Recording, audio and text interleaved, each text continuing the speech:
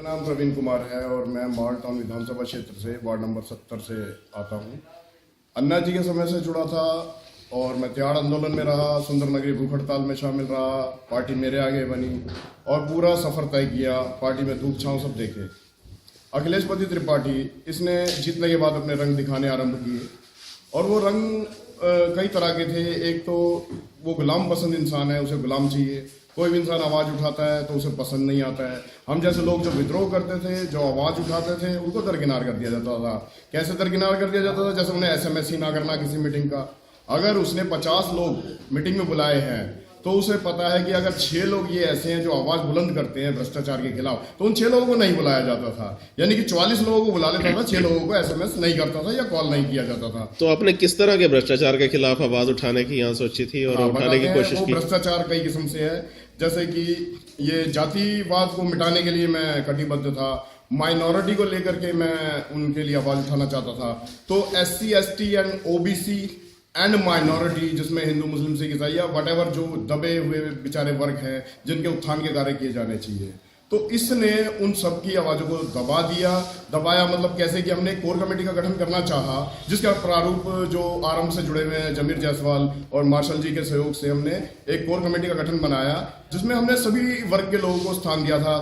तो उसमें जातिवाद का कोई स्थान नहीं था। मतलब ये था कि सभी वर्ग के लोगों को शामिल किया जाए। लेकिन इसने उस कमेटी को भंग करके और अपनी जो कमेटी बनाई उसमें SC ST को नहीं स्थान दिया गया, उसमें OBC को नहीं स्थान दिया गया और उसमें माइनॉरिटी को नहीं स्थान दिया गया।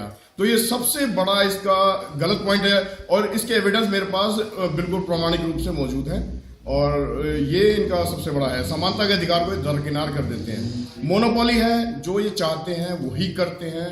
और अरविंद जी से हमारी अगर गुजारिश के रूप में कहना चाहे, वैसे अब गुजारिश क्या करें, अब तो निर्णय ले चुके हैं, इन्हें टिकट दे दिया गया है, हमने एविडेंस भी दिए ग्रीवांस सेल में और न जाने कैसे कैसे हमारा 3-4 महीनों से फुटबॉल बना दिया गया। अब इधर जाइए, अब इधर जाइए, अब दिलीप पांडे से मिलिए, अब संजय सिंह से मिलिए, अब इससे मिलिए, अब उससे मिलिए।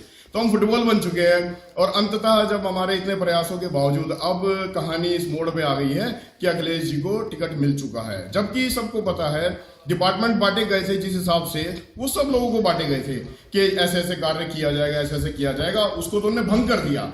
उसने 2 लोगों को प्रतिनिधित्व दे दिया, एक उसी के हैं, राइट एंड लेफ्ट हैंड है, तो वो सभी तरह के काले कारनामे करते हैं। और चाहे उगाई से संबंधित मामले हों, चाहे भ्रष्टाचार से संबंधित मामले हो, मतलब वो सब कुछ उन्हें सौंप रखा है। सारे डिपार्टमेंट उन्हें सौंप रखे हैं। एकाधिकार है यह कह सकते हैं।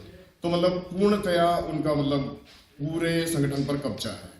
उससे मुक्त कराने के लिए हमारे कुछ लोगों ने जो ईमानदार पुराने समय से थोड़ा सा प्रयास किया था और वो प्रयास विफल हो गया कि आज उसे टिकट मिल गया।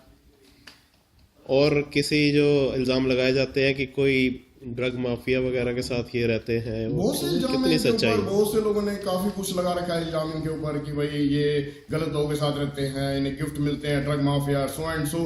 पर ये कहते हैं सबूत लाइए। अगर सबूत हमारे पास पूर्णतः बिल्कुल सॉलिड हो तो हम इसे अदालत में नंगा कर देंगे, ठीक है ना। तो अरविंद जी को काम करना चाहिए था, एक सहायता राशि उपलब्ध करा देते डिटेक्टिव एजेंसी के लिए, तो हम डिटेक्टिव एजेंसी हायर कर लेते और हमारा काम आराम से हो जाता। ये बात आपकी बहुत जायज मांग है, ये जायज मांग हम आपकी उठाएंगे वहां पर।